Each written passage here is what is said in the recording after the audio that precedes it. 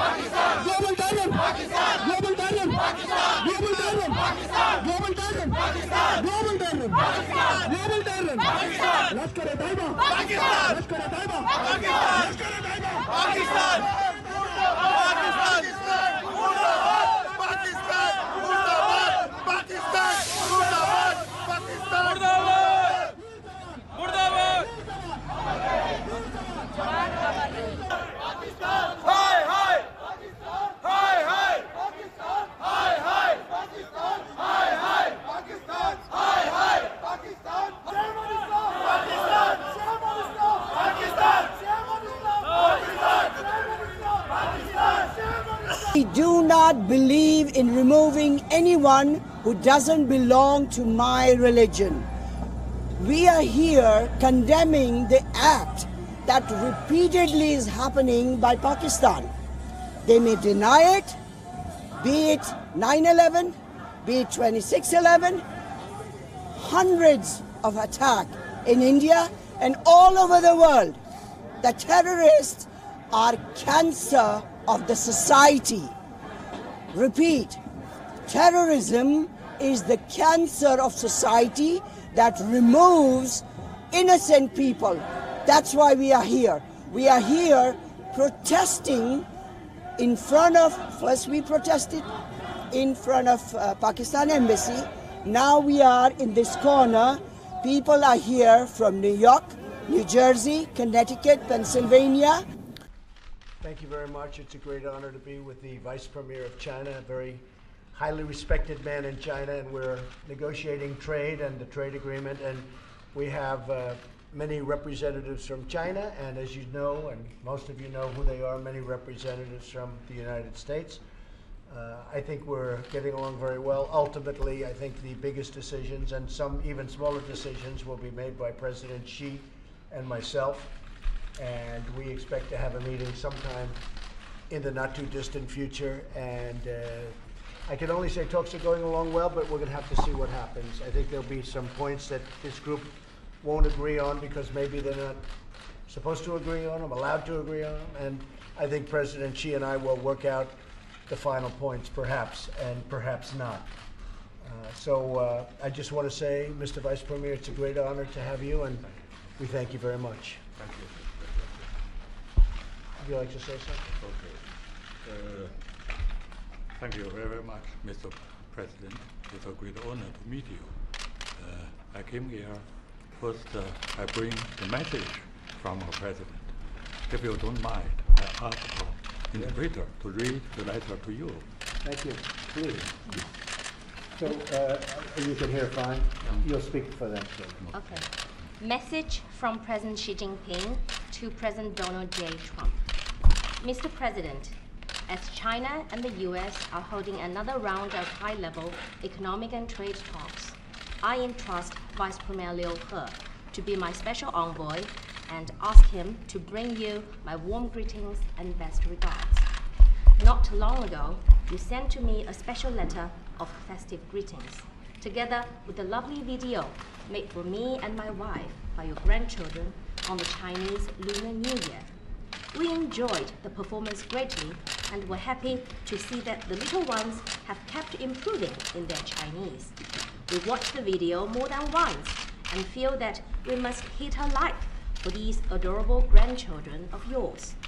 I'm also pleased to note that to follow through on what has been agreed upon between the two of us in Argentina, our economic teams have, since lately, engaged in intensive consultations and made significant progress. This has been well received in both our countries and the wider international community. It is my hope that our two sides will continue to work together in a spirit of mutual respect and win-win cooperation, and could redouble our efforts so as to meet each other halfway and reach an agreement that works for our mutual benefit. Mr. President, I stand ready to be in close touch with you through various means. Please let me know if you have any specific thought in mind. To conclude, my wife Peng Liyuan and I wish to extend our season's greetings to you, Melania, and your family. May you all enjoy happiness and success in the Year of the Pig. Thank you very much. That's very nice. Say thank you very much. I would really appreciate if you would just give my warmest regards. The video he's talking about is a video made by Ivanka and Jared, and it's their children speak fluent Chinese, even though they're very young. They were taught at a very young age Chinese. And when President Xi met Arabella, who's the oldest, he said this was like perfect Chinese from at the time it was 5-year-old, from a 5-year-old girl from Beijing. And I thought that was nice. And they actually made a little video that they sent to President Xi. And if you want, we could even give, I'm sure the press wouldn't like to see the video, but if you would, just in case you would, I think it would be fine. If you'd like to do that, Jared, you could just give it to a few of the people. But I thought it was a very nice thing. And it shows a great friendship between the two countries. And that was really just a Happy New Year wish that was given in Chinese by Arabella, mostly by Arabella and her two brothers. So I think it was, I think it's cute. I wouldn't mind if you gave it. We're having very good talks. There's a chance that something very exciting could happen. This is a deal that would be signed by me. I've been in touch with Congress. I've been telling many of the people in Congress exactly where we are. We're right now getting a 25% tariff on $50 billion worth of goods coming in, mostly technology and high technology. We're getting a 10% tariff on $200 billion worth of goods. The 10% goes up as of March 1st. It goes to a 25% number. So we'd be getting 25% on $250 billion, and there's about $267 billion that's untariffed, untouched, which we discuss later. But if we can make a deal, we wouldn't have to bother with that discussion. So we'll see what happens. But we've had very good talks. As you know, Mr. Lighthizer has done a great job, but it's only a great job, Bob, if you get it finished, right? Yes, sir. And if it's a deal that's a good deal for both. Yes, And Steve, great, but it's only great if you get it done. Wilbur, Sonny doesn't care. He just wants a lot of products being bought from the farmers. Is that right, Sonny? That's what you care about. Sonny's more interested in the farmers than he is any other aspect. But Larry Kudlow, Mr. Ambassador, the longest serving governor in the history of the country, as you know, and now he's the ambassador to China. But he was the governor of Iowa 24 years, right? 20, well, I would have been, except you appointed me as ambassador. I took you, but you were still the longest. 22 years and 4 months. It's the longest serving governor in the history of our country, I believe, as I remember That's right. from the time. That's right. And you've done a great job as governor, and you're doing a great job as the ambassador to China. And I might tell the story that when the ambassador was a young man from Iowa, he was in China. And he was dealing with people from China, both in Iowa and in China. And he met a man who was a young man, and he is now the head of China, President Xi. And he said to his wife, he came home, and this was how many years ago, Mr. Ambassador? Well, 1985 is when he came to Iowa. Right, but you met him in 1978 or so, right? I went to China in 84, and then he was So in he Iowa met in him, 85. and he came home and he told his wife, I just met the next president of China. And they say, how would you know? He said, because the competence of this man is so enormous that I believe he's going to be the next president of China. And years go by, and he became the next president of China. And they like each other. So when it came time to picking an ambassador from China, I say, I think I have the right guy. He happens to be governor of the great state of Iowa, and you have done a fantastic job. But I thought that story was incredible. So many years ago, he said that he knows who the next president of China is going to be. I just think it's a great story. And his wife confirms it fully, so that's good. So I just want to thank everybody for being here. We're going to have discussions right now. We're talking. And again, I think we're making a lot of progress. I think there's a very, very good chance that a deal could be made.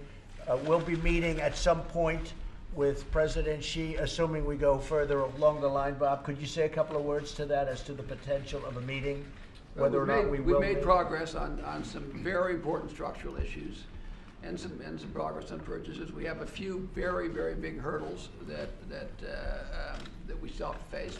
But if we make if we continue to make progress, that would be a great outcome, and I think the Vice Premier agrees with that. We do made great progress. Made great progress. I think we have made great progress.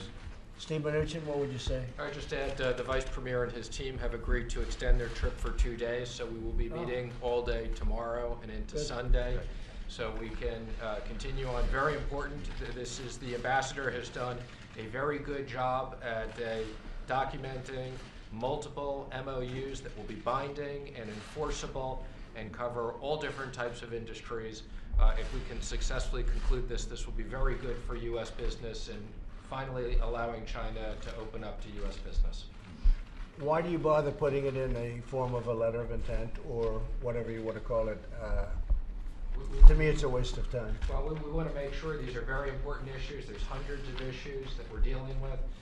Everything from financial services to currency to forced technology transfer to aircrafts to express shipping to different industries. So these are very complicated issues that Currency the ambassador is manipulation, negotiating. very important subject, which a lot of people didn't even think of. Property right protection. Yes, and that's one of the areas, Mr. President, we've actually concluded and reached an agreement, one of the strongest agreements ever on currency. But we have a lot of work to do over the next 2 Have you days. discussed on and many reached a issues. final agreement on currency? We have on currency, but we have a lot more work to do over the stabilize next 2 currency. days.